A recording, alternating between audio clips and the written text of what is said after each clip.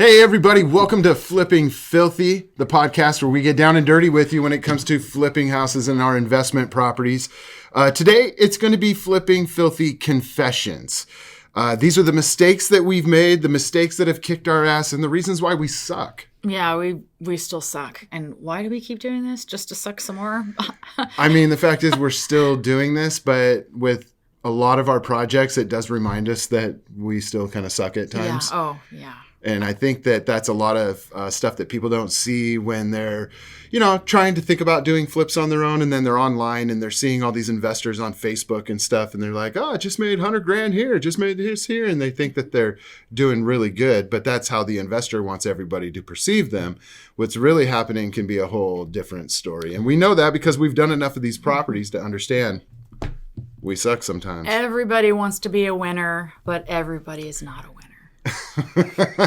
So today we're going to do something a little different. So instead of pretending to be geniuses all the time, which, we like to be at times, but today we're going to tell our viewers about the times that we absolutely screwed things up. Yeah, I think we're going to talk about how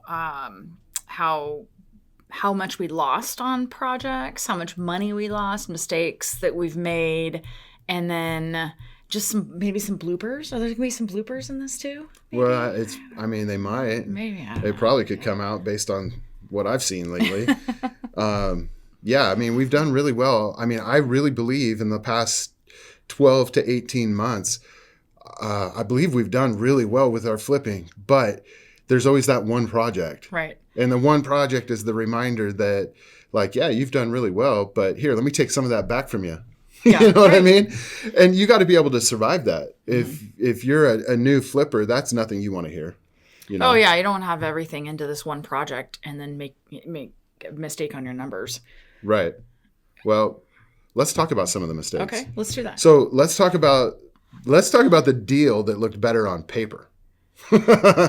Okay, so you know what I mean by that?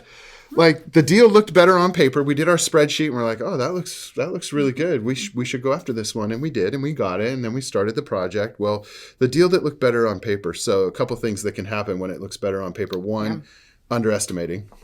Have you ever done that? Yes. Yeah. Budget, scope. Maybe I missed something. Plumbing might go over budget, which has a lot lately. Plumbing? Yeah. A Plumbing. lot of the trades, right, have gotten a lot more expensive. Mm-hmm. So sometimes when things are going up, whether it's materials or it's trade in terms of labor or materials, you run into situations where you thought it was going to be this much, but it's not anymore. Yeah. And you can't get a better deal somewhere else. Mm-hmm. And sometimes going to get a better deal somewhere else isn't always the greatest thing. To have quality work done over the cost effectiveness sometimes is more important, especially to get through the deal. It's one thing to get it done. And if it's being permitted. Exactly. Yeah. And it's one thing to start the project and get it on the market. It's another thing to sell it, get through inspection and all that. So it all plays into it. But to be honest with everybody watching this, underestimating, I think, is kind of common for a lot of, we try to do our best and you try to account for everything, but you just didn't know, which goes into the other part of it, an ARV miscalculation. Oh, I just did that. So I did an ARV miscalculation of maybe $150,000. Okay. And then I went over budget a lot. And so then I think my loss was $167,000. I know. Isn't it wonderful? Right now, I just went... What? That's the worst one I've ever done. Oh my goodness. That can, that right there could wipe out your previous 3, 4, 5 successful flips ahead of that. It did. Yeah. Yes, it did. And it's a bummer when it happens and that you have, when you're doing 3, 4, 5 homes a year, it's different than when you're doing 25 to 30 homes a year, which is what you're doing. Okay. Deal looked better on paper. What about hidden damage? Hidden damage. And that goes with underestimating. And it also goes with miscalculating and spending too much on the budget. I've had a really hard time with septics because a lot of these houses are buy it now. You're walking through it. You have to give us an answer in an hour. Some of them are wholesalers and they've waived everything thinking, investor's just going to be able to absorb the cost. So I've had 3 or 4 bad septic scenarios where I've had to replace the entire system. And that could be $30,000 to $40,000. Yeah, absolutely. We just had that one on one of our properties, and we didn't have to touch the drain field, but we had to replace everything else. And in King County. That's expensive. In a tough county around here, but yes. But that alone was like $22,000, $23,000. And that was just for tanks. Yeah, and distribution box and lines. Oh, okay. There were some things, but we didn't have to touch the drain field. Yeah. Imagine if we would have had to do that too. Geez. Yeah. It can get a little scary at times, but hidden damage is something that I think a lot of investors and a lot of flippers will run into quite often, because sometimes you just can't see everything on these projects, I don't go into crawl spaces and I don't go into attics. So some of the stuff that I would miss would be climbing up and down. That's true. There. But I also know that you actually will account for some money to go towards those, even though you're not going in them. You're throwing some budget money at them because you do them quite often. And when you go to resell the home, we understand that consumers in the market today, when they are out there with their home inspector, that's one thing that they're really looking at is crawl space and attic. Do we have mold in the attic? Do we have rodent in the crawl space?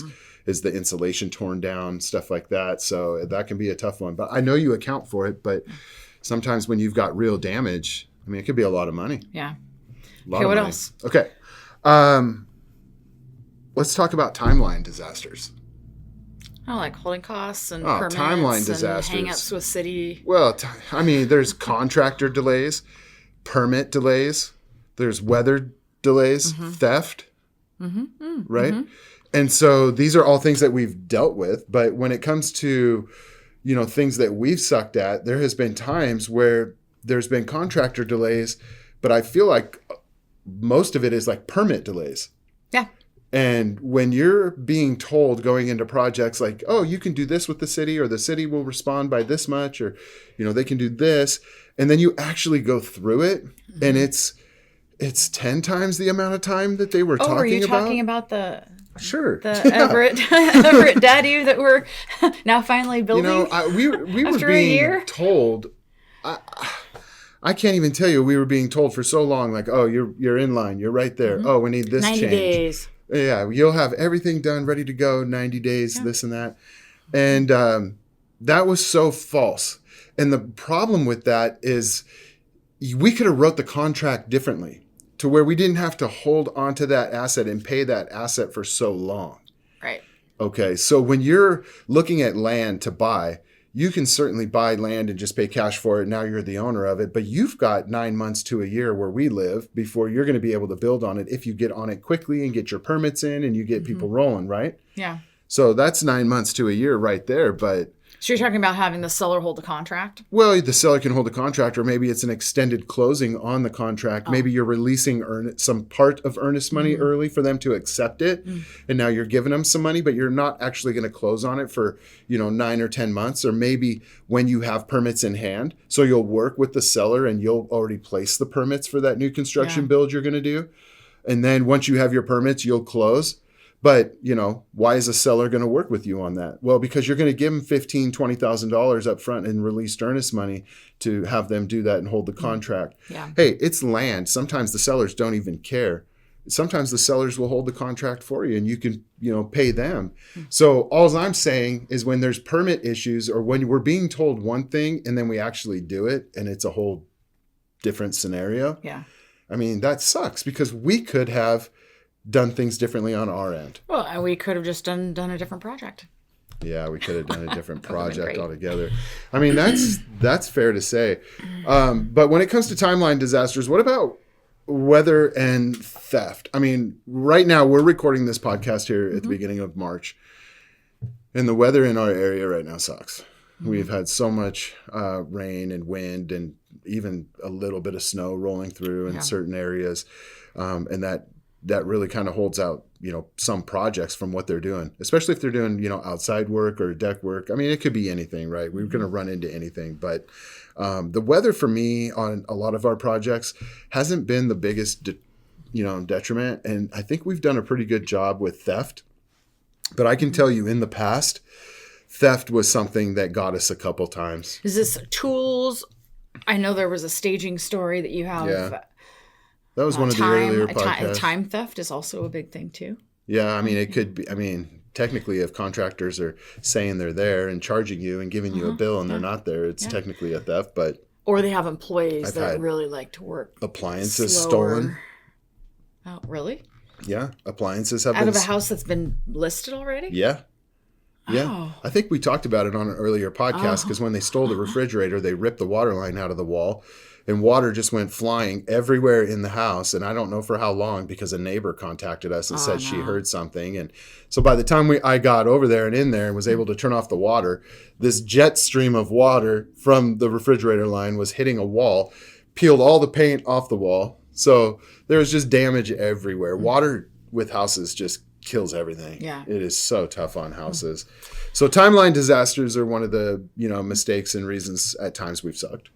Yeah, I think a timeline is hard because that isn't something that we see happening as an issue in the beginning. It just happens during the project after we've already purchased it, after we've already put our budget together, and then have decided, oh gosh, now we have some holdups, and now we're in one more month of interest payments or 2 or 3 more months of interest payments. I had a timeline holdup with a contractor that I used maybe one time, and it was a really far away project, and he would go there and sleep there and do drugs there. And then he never did the work that he was supposed to.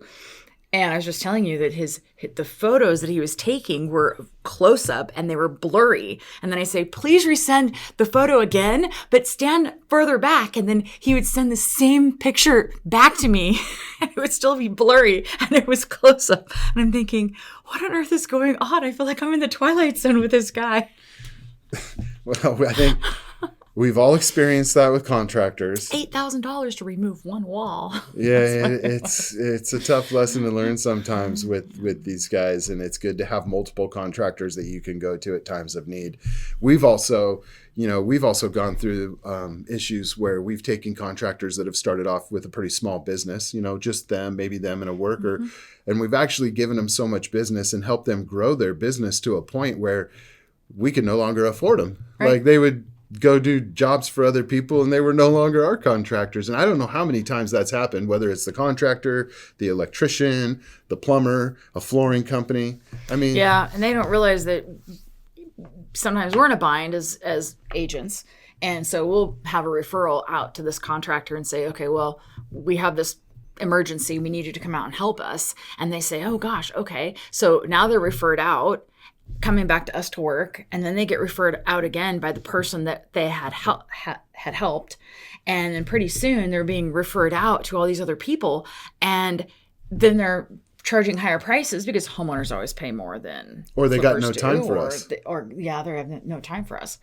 Or they're not on the job because they're running around and they have their guys out 2 or 3 different jobs spread out all over the place. So they're not checking on their guys. So that's true. That's a problem that we've recently kind of gone through. And, when the owner of the company isn't, looking at the 4, 5, 6 projects that he has going on at the same time, when he has 1 or 2 projects going on, generally we don't have any issues. But when these guys get busy and they've got, 6 projects going on and they're not visiting these projects on a daily basis, that a lot of their workers are not doing what they do, which is why we hired them from the very beginning. Right, because we thought that they were a small company and that the owner would be on site to oversee the employees, and that wasn't happening. No. What about inspection or surprise issues? I know you've already talked a little bit about septic, and that's a good one because, septics have given us grief, and they are kind of tricky, and they're never really cheap. Yeah. So I had this is a big fail for me. So I had a duplex. I separated a lot. I was going to condoize the units and sell them separately. And because it was Snohomish County lost some of its records through a fire, or they didn't have as-built on file. And so I thought there would be 2 separate septic systems because of the time frame in which this duplex was built. So I hired a company who does they find the piping. Oh, so they flush a beacon. No, they didn't do that. They had the little thing to, kind of above ground. Above ground. Okay. And I hired this company, came highly recommended, and I didn't show up to the inspection. And they spray painted the ground saying, okay, well, this side goes into this tank and then it goes into the single drain field. I go, well, I can't do that. I have to have two separate systems. Well, there actually were two separate systems. And the guy was in a hurry. He didn't care. He was like, here you go. So I had to replace both sides on septic systems. It cost me $40,000. That's the amount of money I lost on that project. It's $40,000. So I had to do $20,000 on each side of new septic. So show up to your inspections. Is that the moral of that story? Show up to your inspections. All of your inspections, show up to them. Because... Yeah, and if you don't have your project manager or your partner or somebody, right, make sure they're there. And that's all inspections. I mean, we're talking everything you just talked about, like with septic, but even city, county, these guys that are coming out. Yeah. Make sure you're there so you understand exactly what is going on. Don't take anything to interpretation. And I like to ask a lot of questions. Some people have 2 questions they like to ask. I like to ask 8. So I can be a little annoying sometimes, but usually now I'm satisfied with what's going on in the inspection. And I have an answer and I know for future what I need to do. Have you had any foundation issues? Well, the one that you sold me. But I already knew about that. But we knew about that. Yeah. You know, when you know about it, you plan for it, right? But that was a big foundation issue. That was fun. It was a big foundation issue, which you found out cost you like what, half of what you budgeted for it? Yes. That's awesome. Yeah. See, there's a win. Yeah, there's a win. Yeah. Sometimes we don't suck. Yeah. It didn't suck that day. What about electrical? I think electrical. surprise electrical issues. Are you kidding me? Have you had one? Surprise electrical? Yeah. I haven't. I think most of the surprises I've had with electrical is when you have to change the panel. When you actually thought the panel was good, or maybe you didn't have a chance to see the electrical panel. I mean, there's times where we can't get into some of these homes, like sometimes with an auction or something. And if they have like an old recalled panel or something, that alone could be, $5-6 grand that you have to, fix. Oh, right. So surprise electrical issues could be those as well. I did go into a house that still had the original. It wasn't even a panel. It had the plugs. Oh, yeah. The fuse box, the fuses. And they were old fuses. So they do make new fuses. But these were old fuses. I have a question to ask you here. And I know you have a little bit of knowledge on this. And I think it would be good for anybody, any of our 4 listeners that are listening to our podcast right now, which are, like your parents and my parents. Yeah. But let's talk about knob and tube real quick. Mm-hmm. Because everybody thinks, and even some of these inspectors, not all of them, but the inspectors that really don't know how to handle their clients and to make everything not a nightmare. But I see a lot of people still think like, oh, knob and tube, it's so bad. Like this all has to come out. And it's like, well, this house was built in 1920 and this knob and tube has been here for that long. Why do you think it has to come out? All of a sudden the house is going to burn down tomorrow? Right. That it works just fine. The electricians have signed off on it. And they say it's hooked up great. You can have tests done and those tests can reveal hot spots or anything like that. And breakers do their job. So the knob and tube is hooked into a breaker. And a lot of the time now you can get the breakers that have the AG CFI breakers. Mm-hmm. So they're grounded, and then they also have the shut off to it because of the current. I mean, obviously a breaker turns off if there's an overload. Right. But any type of other little nuance they do get. So I think a lot of the knob and tube can be fixed through new panels and breakers. Yeah. It doesn't all have to, I guess what I'm trying to say is like, it doesn't all have to come out, but in today's world and when you're buying homes, so as a flipper, you always have to think about, well, what is the buyer of this home going to think about? What are they going to go through? What are they going to like, And that's why we don't make too many dynamic like decisions on, interior wall color paint. It should apply, appeal to the masses. Right. Right. And that's what you're looking for as a flipper, is always neutral. To appeal. Yeah. Mm-hmm. Question for you. Mm. So can you identify a mistake that you made that actually made you a better investor? like an actual mistake that you made in the past that made you a better investor today, because this was one that has always stuck with you. You know, I know it's kind of a... Okay, so this is probably not completely what you're looking for, but I did purchase a manufactured home. One of my first ones. It was a hoarder situation. It had wood. Yeah. It had underneath, and the barn, the 2-story barn, had all this wood everywhere, and I bought that, and it looked beautiful when it was done, and I actually made a lot of money on it. And so probably the mistake was, okay, I'm buying this house. It's going to be a lot of work. I'm not sure I'm going to make any money. And then it ended up being a really great project. And now I have been focusing a little bit heavier on the manufactured home side of things because they're so easy. They just are what they are.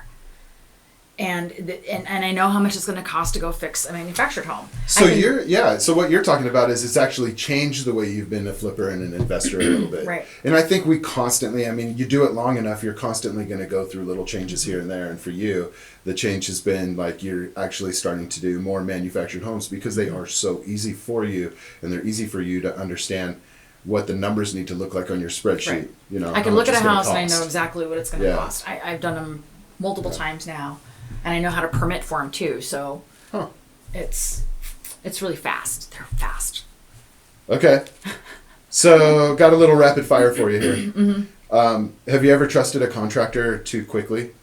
And this can be any contractor, not just like a main general contractor. Yeah, the contractor that was out in Granite Falls doing drugs and sleeping at the house. Yeah, sure, that guy. I felt like I've trusted an architect too quickly. Oh. Yeah, and I'm not going to mention any names or anything, but sometimes you put your faith into an architect and you hear all these great things, and I think this could be for any person, even you and I, or people working with us. But sometimes people tell you what you want to hear, not necessarily what you need to hear. And I think I use that to separate myself from other real estate brokers when I'm in a lot of kitchens and living rooms talking to people, is I'll flat out tell them, like, I'm not a broker that's going to give you fluff. Like, I'm going to tell you what you need to hear, which is probably not going to be what you want to hear, but you need to hear it. And you're still the owner of the home. Whatever decisions you make, you're going to make. Right. So you're telling me that you're honest with people and say how it is. I also hear too that you probably ask professionals and say, well, tell me what could go wrong. Tell me the bad part of it. I should probably ask that question more. Yeah, so you're talking about this architect person. It's like, okay, well, what could be some of the hangups? What could be some of the issues? Let's talk about the bad part of things, not just always the good part of things. So. Absolutely. I think that is maybe the best part of what you... Yeah. What are you not telling me? Sometimes I'll even ask. I need to ask that question more is what I've realized. Like, what am I not seeing here? What are you not telling me? Like, this is... Or even like, I'm told that this should be able to be done in 3 months, 90 days. Yeah. Is that doable in your opinion? Yeah, right. Or is that not going to happen? Exactly. I should have asked that question. See, I'm even thinking about it right now. Yeah, I'm sure there's more than just the one time. So have you ever thought it was going to take 2 days and it actually took you 2 weeks on something? 2 days to 2 weeks. Come on, we've all done that. Walk through a home, do the evaluation. Demo. Yeah. Oh, this demo. Oh, it's only going to take 2 days. Yeah, maybe 2 hours. Oh, it's only going to take $20,000. It's going to take $40,000. Right? I know. Yeah, I just went through that one. Okay. Ever regretted saying that should be an easy fix? I have. Have you? Absolutely. Tell me about it. Ever regretted saying that should be an easy fix? Yeah. Oh, yeah. I think hearing it or thinking it? No. I think it happens quite often. And especially it happens when you're walking through the home with your contractor for the first time. So after you've got the property, and now it's time to walk the property with your contractor so you can let them know everything that you want to have done, right? And you might go into the kitchen and you're like, oh yeah, that should be an easy fix. And it's not necessarily an easy fix. Like maybe that new downdrafted stove that you wanted to put in needs to be rewired completely for electrical, and it has to go all the way back, and it's like, okay, this was supposed to be this, and it turned out to be 10 times the cost. There's all sorts of problems like that. I think I know what house you're talking about on that one. Well, it's only because there were only 2 questions asked when 8 should have been asked. Remember, don't ask 2 questions, ask 8 questions. we've talked about how much we suck at doing some of this stuff. We should be better because we're actually bringing up the things that we should do. So yeah, anyway, that's something I'll never say again. That should be an easy fix. Okay, so I think one thing we need to keep in mind is flipping houses is never perfect. If you're doing a lot of deals, you're going to make some mistakes. You just got to learn from these mistakes and try to make yourself a little bit better. Right? And that's all you can do. You always have to try to make yourself a little bit better. But some of the best people involved at whatever they're doing have always made mistakes, and that's what has made them better. So, don't be afraid to make mistakes. It's kind of a costly education sometimes. Try not to, but just realize if you do, try to be better on the next one. So for some of the famous last words of a flipper, let's see what's behind this wall. Listen, Megan and I appreciate you guys being with us today on Flipping Filthy on the podcast. We hope you enjoyed this. We're going to continue with some of this in the future. We might even bring some of this back up on the next podcast. But we really appreciate you guys being here today. Thank you so much, Megan. It was awesome as always. Yeah, it's fun. I have to think of more stories next time because I was a little nervous this time, Dustin. I mean, well, for Megan and I, this is Flipping Filthy. We'll see you guys on the next podcast.